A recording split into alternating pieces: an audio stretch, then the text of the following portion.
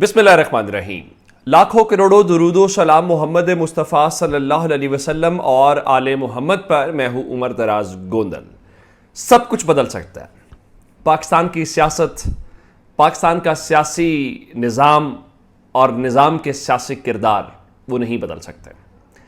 इस वक्त पूरी पाकिस्तान के अंदर जो सिस्टम है वो एक चीज़ के ऊपर लगा हुआ है और इस वक्त यूं लग रहा है कि अगर इमरान खान को तहरीके इंसाफ को फिक्स कर दिया जाए तो सारे मसाइल हल हो जाएंगे। मैं आपको तमाम खबरें, तमाम अपडेट्स देने से पहले कुछ चीज़ें आपके सामने रखना चाहता हूं जिससे परेशानी है हम पाकिस्तानियों में, हम सब में परेशानी है। आज इंटरबैंक के अंदर डॉलर 74 पैसे महंगा होने के बाद 286 रुपये और 56 पैसे के ऊपर बंद हुआ है और एक वक्त में आज डॉलर 288 रुपये के ऊपर भी गया था। आगे चलते हैं। आज ओपन मार्केट के अंदर डॉलर 5 रुपए बढ़ा और 306 के ऊपर बंद हुआ है। चलें इसको भी छोड़ देते हैं।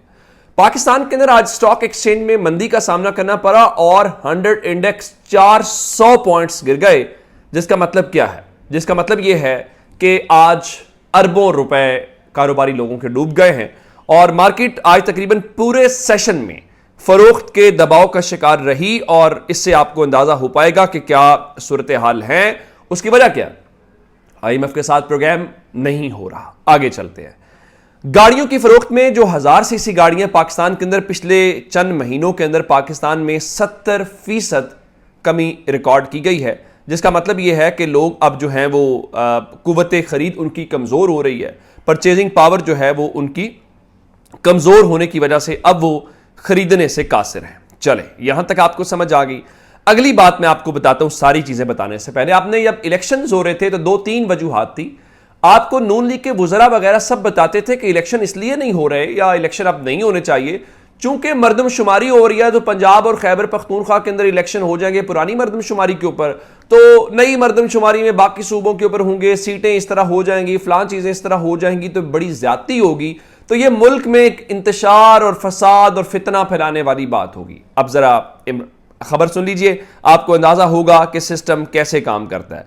खबर यह है, इलेक्शन कमीशन ऑफ पाकिस्तान ने यह फैसला किया है कि अब जो इस बार आम इंतखाबात हैं अगर मैं खुद से शामिल कर रहा हूं, अगर हुए तो वो 2017 की मरदमशुमारी की बुनियाद के ऊपर होंगे और उसकी वजह यह है जी वो नई जो डिजिटल मरदमशुमारी है वो उसके हतमी नताइज नहीं आए 2017 के अंदर, इसलिए कि इस जो एक जिसको नॉन ऑफिशियल रिपोर्ट है या इंटरिम रिपोर्ट है उसके मुताबिक पाकिस्तान में तकरीबन 4.25 करोड़ आबादी में इजाफा हुआ है। जाहिर है उसमें नए वोटर भी होंगे। अगर नए वोटर की बुनियाद के ऊपर आएंगे तो नया वोटर शामिल होगा तो इमरान खान जो हैं उनका पलड़ा भारी हो जाएगा। तो चले अब एक और तरीके से इनको काउंटर कर लेते हैं। तो यूं हमारे यहां चीजें बड़े आइन, कानून और अखलाकियात के मुताबिक चलती हैं।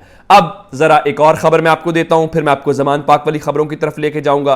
पाकिस्तान पीपल्स पार्टी बहुत जमहूरियत का भाषण देती है, बहुत आइन कानून की बात करती है। आज कराची के अंदर जो बल्दियाती इंतखाबात में कामयाब होने वाले नुमाइंदे हैं वो हल्फ ले रहे थे और आप जानते हैं कि जमात इस्लामी और तहरीक इंसाफ का आपस में इत्तेहाद हो चुका है।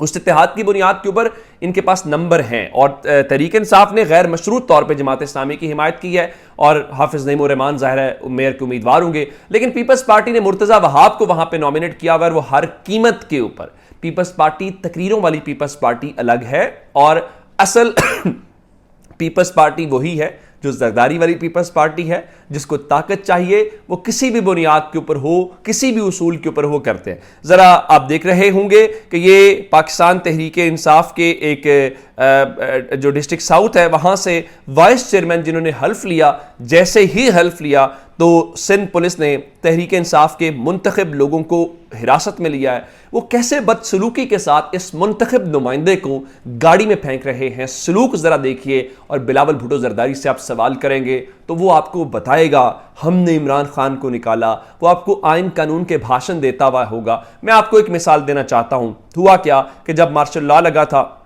भुट्टो साहब के ज़माने में तो वहां पे पीपल्स पार्टी का मेयर मुंतखब होना था, लेकिन 2 काउंसलर्स इनके उठा लिए गए थे, अगवा हो गए थे और उसकी बुनियाद के ऊपर काउंसलर मुंतखब नहीं हुआ था। तो पीपल्स पार्टी अपनी चूंकि आजकल वो ज़िया के परस्तारों के साथ हैं, ज़िया के जो वारिस हैं, तो इस तरह की चीज़ें, ये है पूरा सिस्टम लगा हुआ। अब आते हैं इमरान खान के लिए क्या अलार्म, खतरे के अलार्म बचे। जाहिर है इस वक्त पूरे का पूरा सिस्टम इमरान खान को काउंटर करने पे, इमरान खान को फिक्स करने के ऊपर लगा हुआ है।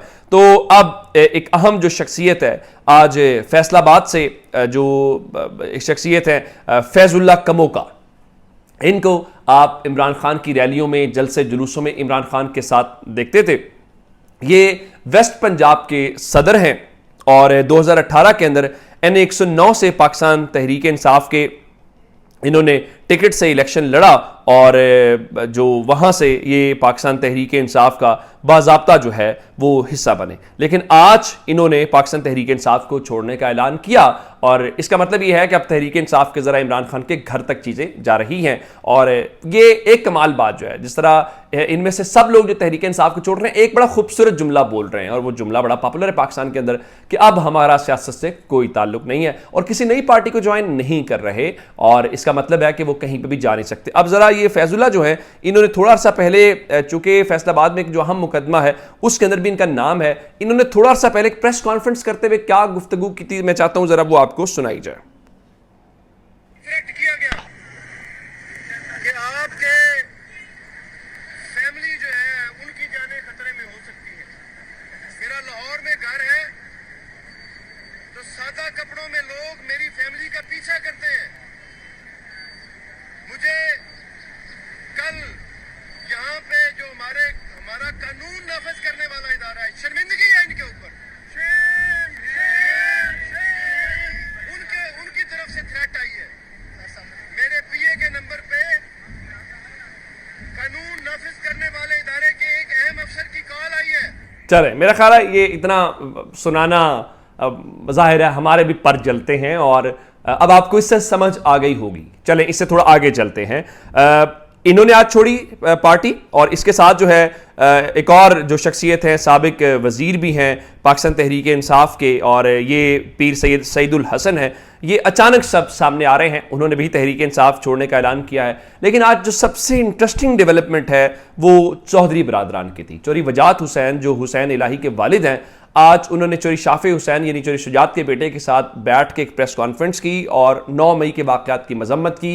ज़ाहिर इमरान खान भी उसकी मजम्मत कर रहे हैं, हर पाकिस्तानी मजम्मत कर रहा है और उसकी एक थॉर इन्वेस्टिगेशन की बात की जा रही है। तो आज चौधरी वजात हुसैन ने डायरेक्टली चौधरी परवेज़ इलाही ग्रुप का साथ छोड़ा, इनडायरेक्टली तहरीक इंसाफ से अलग हो गए और साथ ही उन्होंने ये कहा कि चौधरी परवेज़ इलाही को कि वो चौधरी शुजात को ज्वाइन कर लें और ख़ानदान में वापस आ जाएं। और फिर उनसे सवालात हुए मुख्तलिफ, तो उन्होंने ये कहा कि वो चौधरी परवेज़ इलाही को भी कहेंगे, उनका शायद जिन्होंने दरारें डाली हैं अब वो दरारें दूर भी कर रहे हो। साथ ही उन्होंने कहा कि अगर जब भी इलेक्शन हुए तो मुस्लिम लीग नून के साथ सीट एडजस्टमेंट जो है वो की जाएगी। अब मैं इससे अगली इंटरेस्टिंग खबर जो है मैंने आपको चूँकि बता दिया है कि ये मुख्तलिफ लोग जो छोड़ के जाने वाले हैं, लेकिन सबसे इंटरेस्टिंग डेवलपमेंट क्या है? सबसे इंटरेस्टिंग डेवलपमेंट ये है कि कल चूँकि शहबाज शरीफ की और चौधरी शुजात की मुलाकात उनके घर में हुई थी, उस मुलाकात के बाद अगली जो बात है वो ये है कि चौधरी परवेज़ इलाही उस मुलाकात के दौरान घर से गए हैं और उनके फैमिली ज़राए ये कहते हैं कि गुज़श्ता शब से वो खामोशी से घर से गायब हुए हैं या घर से चले गए हैं। उसके बाद उनका राब्ता मुनक़ता हो गया है और राब्ता मुनक़ता होने के दौरान ही चौधरी वजात हुसैन चौधरी शुजात कैंप में चले गए हैं। यानी हुसैन इलाही और मोनिस इलाही जो हैं वो डट के इमरान खान के साथ खड़े रहे, इवन पंजाब की वज़ारत आला का। तब आपको इक्वेशन समझ आती हुई दिखाई दे रही और इमरान खान ने इस चीज़ को बहुत समझा है और उन्होंने एक अहम कॉल भी दी है। मुख्तलिफ लोग बाहर हैं इस वक्त, जिसमें एक तो शहबाज गिल साहब हैं, जुल्फी बुखारी हैं या दीगर जो रहनुमा मुल्क से बाहर है। इमरान खान ने फौरी तौर पे उन सबको कहा है कि फ़िलहाल आप जिस जगह हैं, जहाँ पे हैं वहाँ पे सेफ रहें, वापस आने की फ़िलहाल ज़रूरत नहीं है, अभी ज़रा आंधियाँ हवाएँ थम लें, उसके बाद देखा जाएगा। अपना बहुत सा ख्याल रखिएगा। खुदा हाफिज़।